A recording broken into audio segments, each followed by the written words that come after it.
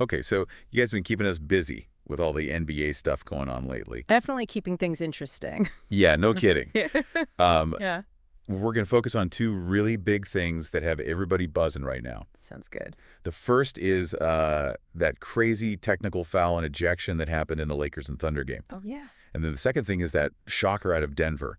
The Nuggets, letting go of both their head coach, Michael Malone, and their GM, Calvin Booth. Big news. Huge news. So you sent over this YouTube transcript Yeah. from the sports show, which we've been looking over.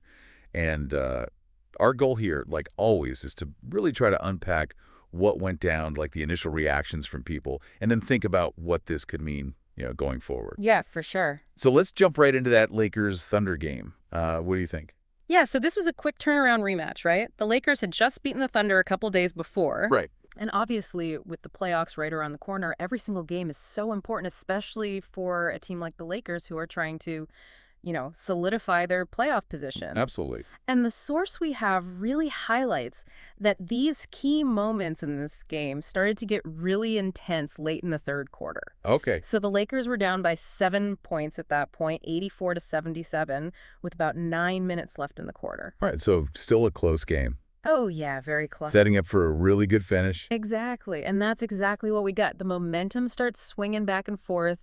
LeBron hits a three-pointer. Of course he does. Right. And then Luka, he sinks this really deep three-pointer. From, like, the logo it looked like. Yeah. It was incredible. And it put the Lakers ahead by 2 points. And you could almost feel the energy change in the arena. Oh, yeah. Everybody's going crazy. Absolutely. But, Shai Gilgeous-Alexander, he's not going to let that stand. He immediately answers back with a step-back three-pointer. He's so good. He is amazing. And just like that, the Thunder retake the lead. This back-and-forth battle continues into the fourth quarter. And with about 8 minutes left, the Lakers are down by just 1 point. Okay, so down to the wire now. Oh, yeah. And then Luka hits this beautiful go-ahead floater. It was a really nice shot. It was. And that's when things get really wild. Yeah, I was on the edge of my seat watching this. Same here. Okay. So he makes the shot, turns towards the referee, and says something. Something not too nice, I'm guessing. And bam, just like that, he gets hit with a second technical foul, and he's ejected from the game. I remember he just looked completely shocked. Oh, he was furious. Yeah. The transcript actually mentions that he tried to explain himself to the referees, but they weren't having it. And unfortunately for the Lakers, it seems like the whole team lost their composure after that. Yeah, you could definitely feel the energy shift. The Thunder took advantage of that momentum swing and ended up winning the game. Yeah. And Gilgeous-Alexander just had another incredible scoring night. 42 points for him. Yeah, his 13th 40-point game this season.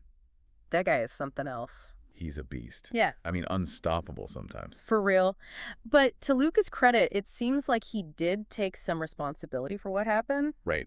He says in the transcript that even though he didn't think he was talking to the referee and disagreed with the call, he knows he can't let his emotions get the better of him like that. He knows he needs to be better for his team. Which is, a pretty mature take for him, considering his past. Yeah, it is. Yeah. And, the analysis in the source points out this really interesting dynamic at play here. Okay. So while this particular technical foul might have been based on a misunderstanding, based on Luka's explanation, it's very likely that his history of, not always being so respectful towards officials probably made the referee more likely to interpret his words in a negative way. Right, like if somebody has a reputation for, let's say, speeding, Yeah, exactly. even if they're driving the speed limit this time, the police might still be more suspicious of them. Exactly. It's like that reputation precedes you kind of thing. Yeah. And in this case, it sounds like that reputation might have cost Luka and the Lakers big time. Yeah. The source actually states that his ejection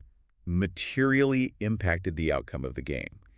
And, this was a close game, a crucial point in the season with playoff implications. Huge implications. Exactly.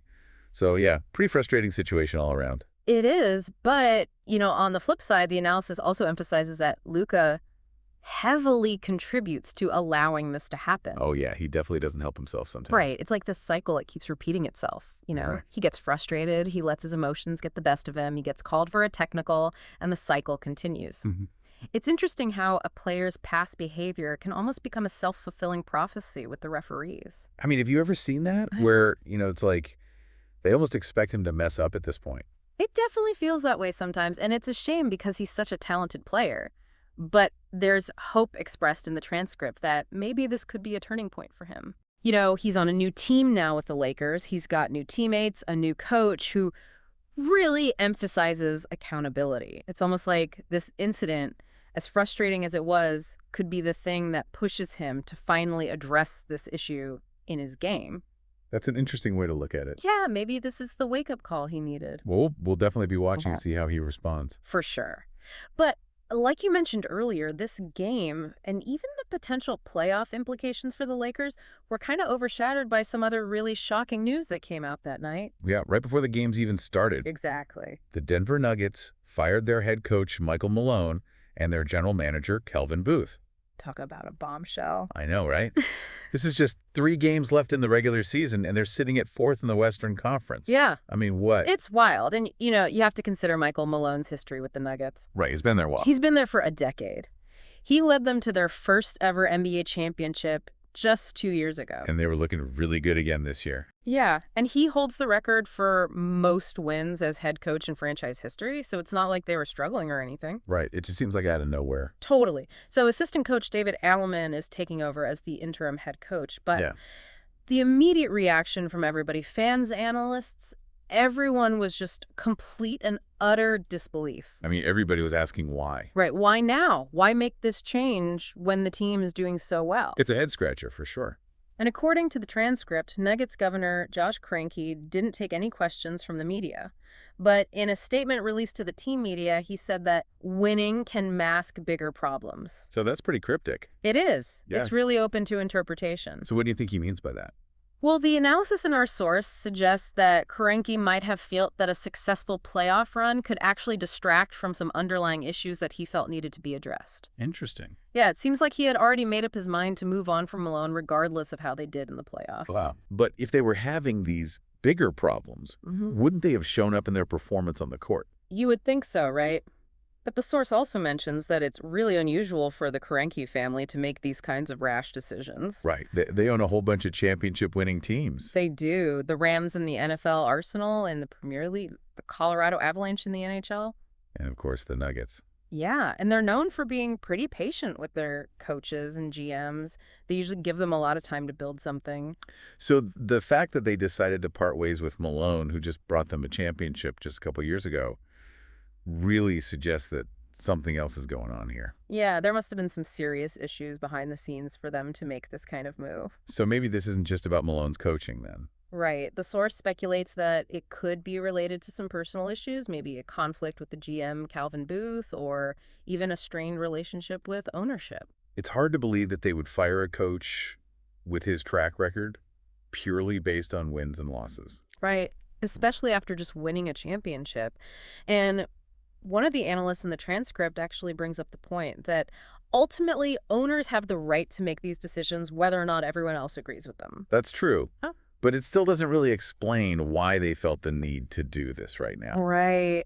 And that's what makes this whole situation so fascinating. The source also mentions that star players in the NBA often have a lot of influence within their organizations. Oh, yeah, for sure. They suggest that maybe this firing came about because of some discontent from the players, even if they didn't explicitly ask for it. It's definitely possible. And the transcript actually points out that Malone made some public comments throughout the season where he openly questioned the team's competitiveness and their effort. Oh, I remember that. It makes you wonder if maybe his message wasn't resonating with the players anymore. Maybe after a decade with the same coach, even one who brought you a championship. Mm-hmm.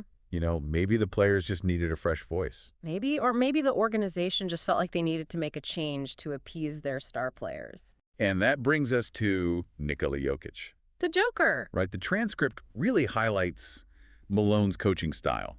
You know, the yelling, the intense timeouts, all of that. Yeah, Malone is definitely known for being a pretty demanding coach. Right, and it sounds like that style hasn't really changed much over his 10 years in Denver. Mm-hmm.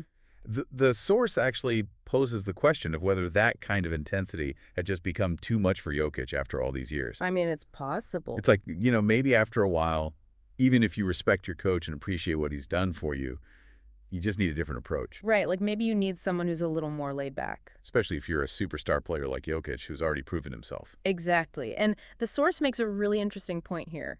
They say that Jokic almost certainly knew about this decision before it was made public. Oh, wow. And they even go so far as to say that if Jokic had been really against the firing, it probably wouldn't have happened. Really? So they're basically saying that Jokic had the power to veto this whole thing. It seems that way, which speaks volumes about his influence within the organization. That's pretty incredible. It is. And, it kind of paints a picture of a superstar player in his prime on a team that, despite its regular season success, might be headed for a disappointing playoff run. And now he's without the coach and the GM who have been there for his biggest triumphs. Right, and who knows what kind of effect that's going to have on him. Yeah, the source actually describes this as a worrisome situation for the Nuggets, especially in terms of their relationship with Jokic going forward. Yeah, I mean, what if he decides that he wants out too? That's the big question. Now that Malone and Booth are gone, is Jokic going to be happy staying in Denver? Or is he going to start looking for a new team? That's a scary thought for Nuggets fans. It definitely is. And, it'll be really interesting to see how this all plays out, both for the Nuggets and for the league as a whole. Yeah, this is a huge story with a lot of potential implications. Definitely a lot to unpack here. So let's try to sum this up for everyone listening. We've seen how a player's past behavior can influence the way people perceive them in the present. Like in Luka's case. Exactly. And how that can have real consequences in a crucial game. And then we have this bombshell out of Denver where a championship-winning coach and GM are let go right before the playoffs. It's wild. It is. And it raises all these questions about the inner workings of the team, the motivations of ownership, and the power dynamics between star players and the organizations they play for. And at the center of it all is Nikola Jokic, one of the best players in the league. Right. And now the big question is what happens next? What do you think are the most likely bigger problems that might have been hidden beneath the Nuggets' success? And what are the potential long-term consequences of this shakeup for the team and for the league? Those are the questions we'll all be thinking about as this story unfolds. Absolutely. So keep following this developing story. Do your own research and form your own conclusions based on what we've talked about today. Yeah, definitely stay tuned. This is far from over. Thanks for joining us on The Deep Dive. We'll be back soon with more deep dives into the most interesting stories in the NBA. See you next time. See ya.